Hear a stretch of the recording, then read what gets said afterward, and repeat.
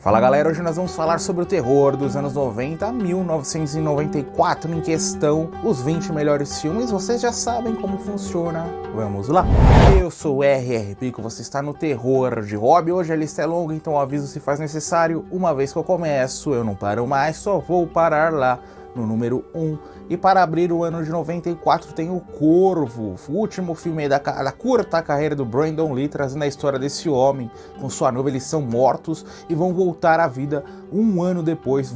Só o Corvo, né, essa figura do personagem do Brandon Lee, ele vai voltar à vida para buscar vingança e mais do que isso, ele vai se tornar uma espécie de vigilante de sua cidade. É um dos filmes góticos mais emblemáticos dos anos 90, ele tem uma história muito boa, vai mesclar o terror com uma espécie um pouquinho de drama e um pouco de ação.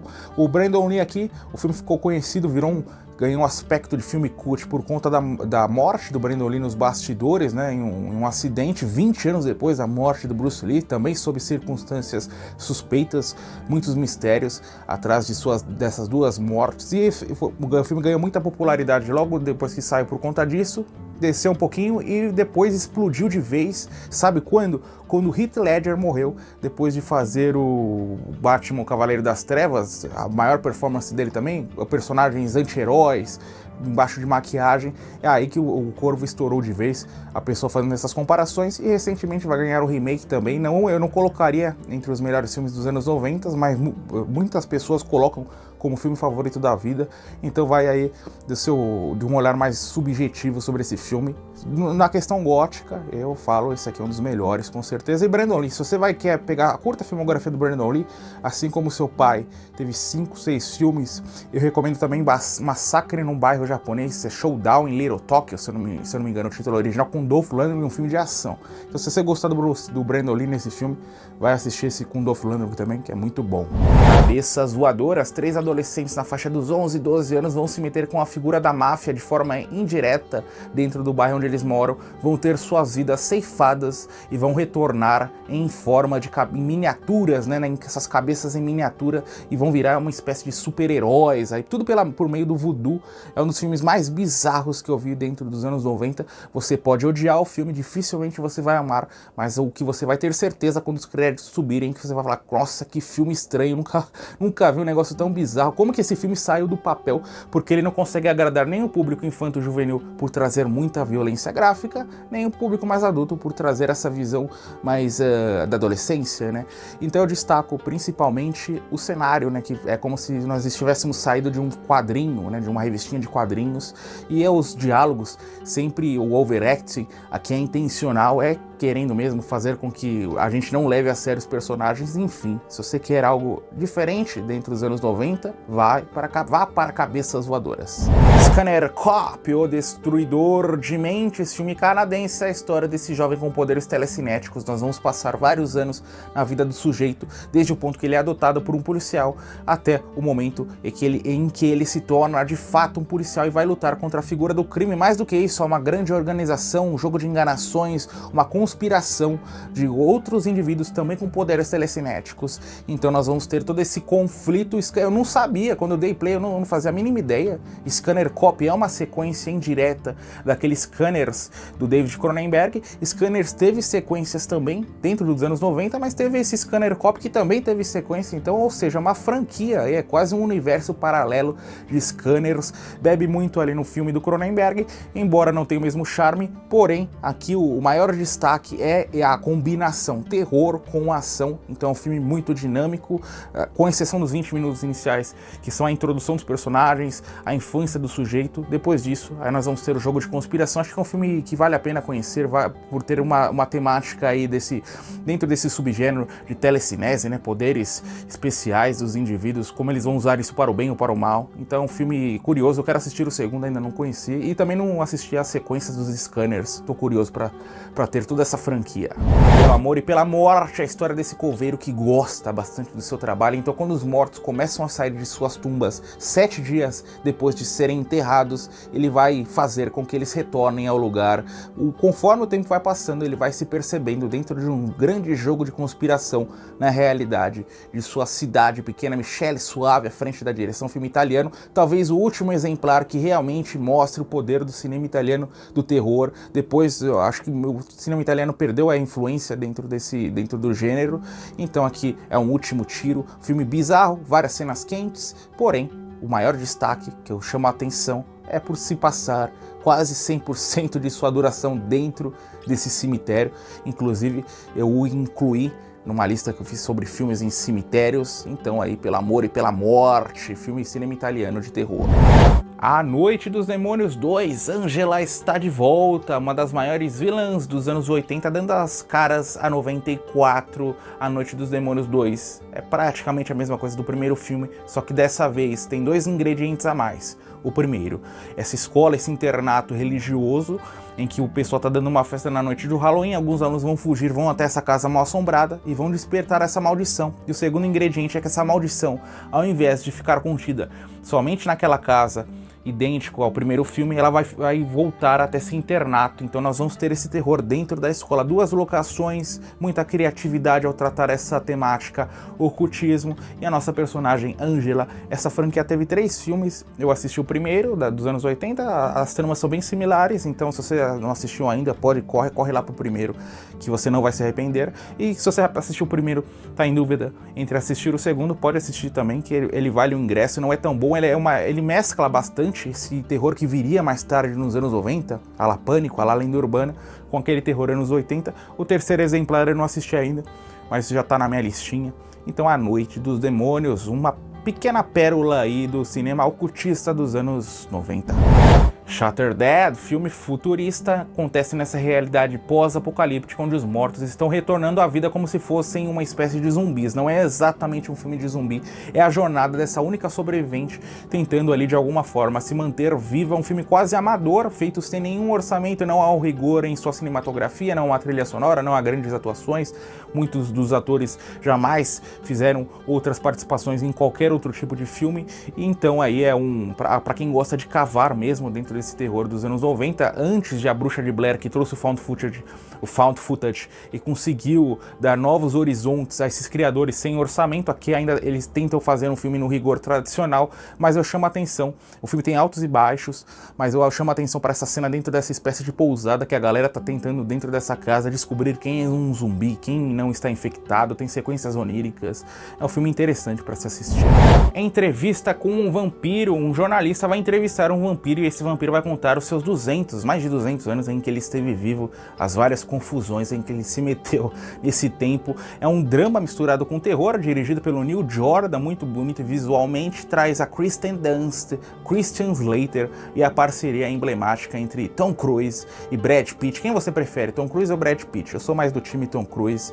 E então é um filme muito bom, apesar de ele ser um tanto quanto lento, né? Então você tem que assistir naquele momento que você não está sentindo nenhum sono. A primeira vez que eu assisti, eu tentei por vários dias, eu sempre caía, sempre dormia durante a exibição do filme, mas enfim, após várias tentativas eu consegui concluí-lo, gostei bastante. Não é um filme que eu sinto vontade de reprisá-lo ano a ano, mas é uma boa experiência, é um bom filme diferente dentro dessa mitologia de vampiros. Night Watch, Perigo na Noite. Eu falei recentemente sobre o seu remake de 98 hollywoodiano, aqui o original dinamarquês, a história desse estudante que vai trabalhar como guarda noturno dentro desse necrotério. Como se não fosse bastante todo esse terror de estar naquele lugar durante a noite, ainda tem uma história de serial killers, ótima ambientação, a ótima utilização do silêncio, né? Quando esse silêncio é rompido, ele realmente nos assusta, tem cenas até pequenos jumpscares, assim como o seu remake, e é um filme rústico, né? Eu prefiro o original por conta disso, eu prefiro o remake por conta disso. Esse original é mais rústico, mais aquele modelo europeu tradicional que envelheceu em alguns aspectos, principalmente quando a gente olha para um cinema mais moderno de terror dentro do gênero, como fazer medo no seu espectador, mas continua interessante, continua nos tirando do lugar comum e tem essa ambientação, né, dentro de um necrotério. Eu amo esse subgênero, pena que ele não é tão bem explorado. Funnyman, o príncipe da maldade, da travessura, a história desse palhaço assassino que permeia essa grande mansão. Tem um sujeito, ele ganha essa mansão jogando pôquer, vai conhecer o lugar em uma bela tarde com mais algumas pessoas, e é nessa tarde que ele, como vocês podem esperar, vai passar os momentos mais terríveis de toda a sua vida. Não se enganem, Funnyman é um filme ruim, né? Não espere muita coisa, porém, espere a figura desse palhaço, a figura desse casarão, né? Dessa grande mansão, vários quartos distintos, com decorações, realidades paralelas que esse palhaço meio que vai levar cada integrante, cada novo integrante daquela mansão. E é um filme aí do Reino Unido, para você. Tem até o Christopher Lee no elenco, né? Uma performance mais tardia desse ator lendário lá dos anos 60 e 70 dentro do terror. Então, se você quer algo a mais, né? Algo obscuro dentro desse subgênero de palhaços dentro do terror, Funnyman está aí para você assistir. Aprisionados pelo medo, a história dessa cidade pequena, tem maldições, criaturas, as pessoas estão indo embora, novos integrantes estão chegando. Não espere muita coisa da história, espere mais do compêndio gráfico que o filme vai oferecer. E tem até mesmo a presença daquele ator Vincent Schiavelli, lembra dele? Ele fez aquele O Fantasma do Trem de Ghost, Saia do Meu Trem. Quem não se lembra dessa cena emblemática? Ele está em 15 minutinhos de filme, então já vale o ingresso. E para quem quer zerar o terror dos anos 90, vai ter que passar por esse filme. Ele supostamente é baseado em uma obra do Lovecraft, então é uma qualidade a mais aí para você esperar de Lurking Fear. Perigo Mortal, um filme de terror, sabe com quem? Com Chuck Norris. Recentemente eu falei na nossa saga dos anos 80 sobre um filme do Chuck Norris de terror, aquele das caras dos anos 90, a história desse policial que vai investigar a morte de um padre, vai até Israel, e é em Israel que ele vai descobrir uma conspiração ocultista. Filme ruim, não espere muita coisa da história, espere mais do Chuck Norris, das sequências de ação, de frases de efeito, daquele humor involuntário que vem de cenas ruins. O parceiro dele é horroroso, essa é a pior coisa do filme, mas enfim, é Chuck Norris. Vocês gostam no cinema? Esse filme é terror com ação, né? Ele vai mesclando conforme o tempo vai passando. E você gosta do Chuck Norris, os filmes do Chuck Norris? O meu preferido lá é aquele O Voo do Dragão, que ele fez nos anos 70 com Bruce Lee, né? Já estamos falando muito do Bruce Lee, falamos lá no primeiro filme do Brandon Lee, aqui de novo. Enfim, se você gostou desse filme, vai começar a destrinchar a filmografia do Chuck Norris, e recomendo lá o comecinho da filmografia dele junto com o Bruce Lee. Agora uma sequência de 2 terror, o primeiro deles, Mamãe é de Morte, Kathleen Turner, na talvez sua última grande atuação dentro do cinema, interpretando essa mulher, 30 e poucos anos, ela é casada, tem filhos, uma vida praticamente perfeita na realidade dessa cidade pequena, só que ela tem um estranho hobby de passar trotes para outras donas de casa. O negócio vai fugir ao controle quando ela vira uma espécie de serial killer dentro daquela realidade, e conforme o tempo vai passando, as coisas vão ficando cada vez mais absurdas. O filme é dirigido pelo John Waters, que geralmente traz filmes amorais, e esse não é uma exceção à regra. Eu amo esse cinema amoral, geralmente, que não se limita às convenções tradicionais dentro de uma sociedade.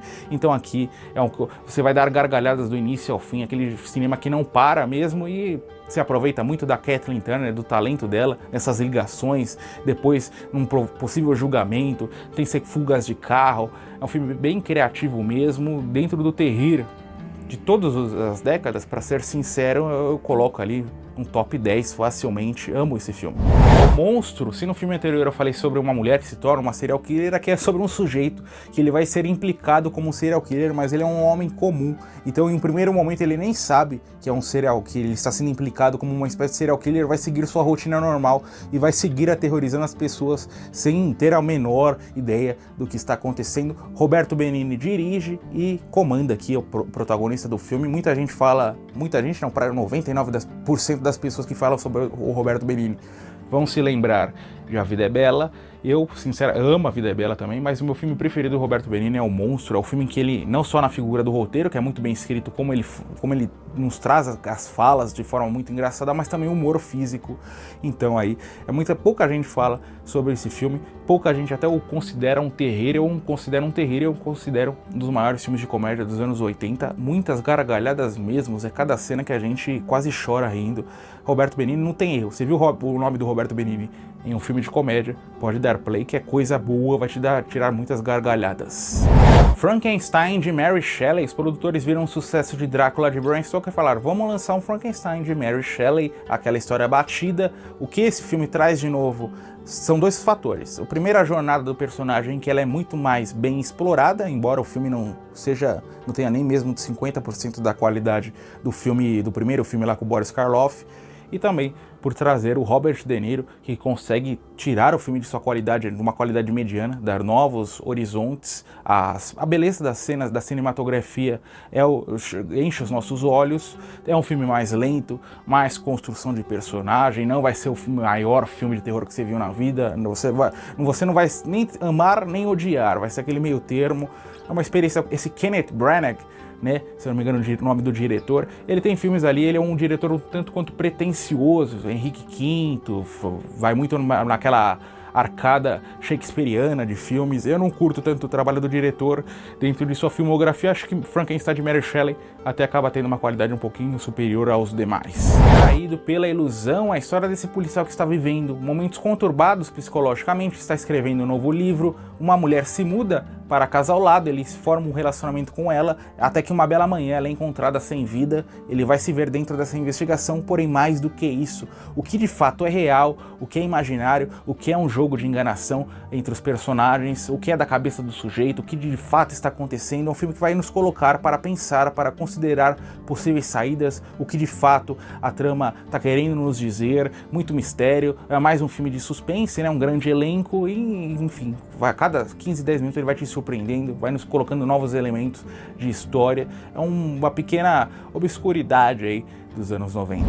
Brain Scan, Jogo Mortal, a história desse adolescente que ele ama videogames, ele zera tudo que vê pela frente até que um amigo o recomenda um novo jogo, só que esse jogo é propriedade lá do demônio e ele vai se ver aí tendo sua vida e a vida de seus amigos colocada em risco. Edward Furlong como protagonista, falei sobre ele no meu vídeo sobre jogos macabros. Ele vai mesclar duas realidades, quase três até, a realidade normal, a realidade dos sonhos, a realidade do videogame. Então é um filme que consegue se trabalhar com essa criatividade para nos propiciar uma experiência bem dinâmica, né? A gente não sente o tempo passar. Então é um filme dentro desse subgênero aí, videogames, jogos virtuais, vale a pena assistir dentro do tempo. O Novo Pesadelo, o retorno de Fred Krueger, um último tiro aí, um último filme dirigido pelo Wes Craven de A Hora do Pesadelo. Ele volta aí depois do primeiro filme e volta a atriz também, principal, aqui em sua vida privada, né? Ele brinca com os bastidores de um filme de terror. A atriz está conversando com Wes Craven para trazer um novo filme de terror, quando Fred Krueger sai do aspecto da mitologia, sai do caminho da ficção para invadir a vida privada dessa mulher, de seu filho, de seu marido. Eu não acho que ele seja tão bom quanto as pessoas falam. Eu acho que é um filme quase um protótipo do que o Wes Craven traria depois em Pânico, por exemplo, a trilogia inicial de Pânico. Porém, o que eu mais gosto aqui são as sequências de terror, que são realmente assustadoras, em especial duas, né? A dentro do hospital. Tem o Fred aparecendo no teto, que é um negócio assustador, e tem outra terrível, no bom sentido, dentro de um cemitério. Eu gosto muito também da maquiagem, a nova maquiagem utilizada no Fred Krueger. Então aí é como eu disse, um protótipo do que ele faria em Pânico aí, poucos anos depois. Agora um dos melhores filmes B dos anos 90, Mosquito. É uma história desses mosquitos que são alterados por esse material tóxico que cai nessa cidade pequena. Eles passam a possuir um tamanho gigantesco e vão aterrorizar um grupo de sobreviventes. Mosquito prova que você não precisa de um grande orçamento para trazer um bom filme, você precisa gostar realmente do que está fazendo.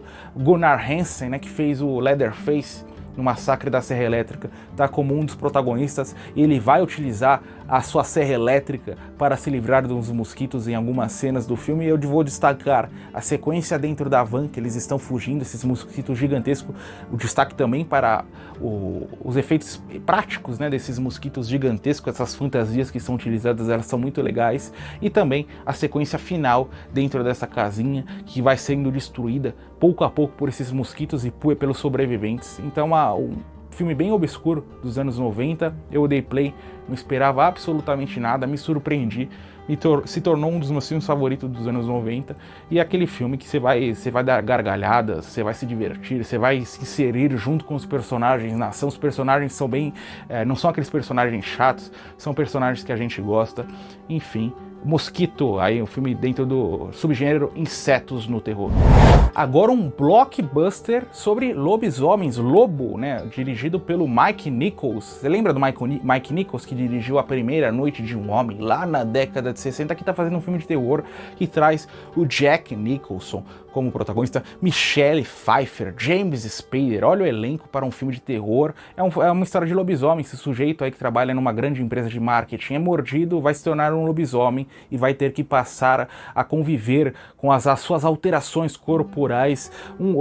Hoje em dia pouquíssimo celebrado, né, reconhecido, pouca gente fala sobre ele mesmo dentro do subgênero de lobisomens, e eu amo cada segundo desse filme, trazer um Jack Nicholson para um filme de terror, ele que fez lá o Iluminado em 1980, aqui um filme mais blockbuster, né, que não se preocupa muito com sua história, é mais na construção de suas cenas. Enfim, Lobo aí, eu facilmente coloco ali como blockbuster, né, aquele terror pipoca, eu coloco ali no top 20 de todos os tempos. E o filme número 1 de 94 é A Beira da Loucura, um filme do John Carpenter nos anos 90 sobre esse agente de uma seguradora que vai investigar o misterioso desaparecimento de um escritor de livros de terror. Ele vai até uma cidade pequena, é nessa cidade pequena que nós vamos ter como duas realidades convergindo, né? Nossa realidade atual com uma realidade meio dos sonhos, nos propiciando uma experiência única de terror. Quando a gente fala, o filme tem como protagonista o Sam Neill, né? O sujeito lá que fez Jurassic Park, que fez aquele Possessão. Vocês já assistiram Possessão? Esse filme bebe muito na fonte de O Parque Macabro, Carnival of Souls, da década de 60, principalmente uma cena dentro de um ônibus que é praticamente idêntica. Dentro dos anos 90 do Carpenter, a gente esquece desse cinema, geralmente a gente olha para os gloriosos anos 80, com Enigma de Outro Mundo, com Eles Vivem, com Aventureiros do Bairro Proibido, se esquece dos anos 90, que foi de certa irregularidade, né? Ele trouxe filmes bons, trouxe filmes horrorosos também. John Carpenter aqui já se desligando um pouquinho da figura do cinema, e é um filme que não vai sair da sua cabeça por um bom tempo. Eu adoro cada segundo desse filme, principalmente porque é relativo a sonhos, relativos a pesadelos, tem uma ótima atmosfera de terror. Enfim, assistam In the Mouth of Madness. Este vídeo chegou ao final, mas não pare por aqui. Duas opções super especiais, como sempre, para você continuar assistindo e maratonando os vídeos do nosso canal.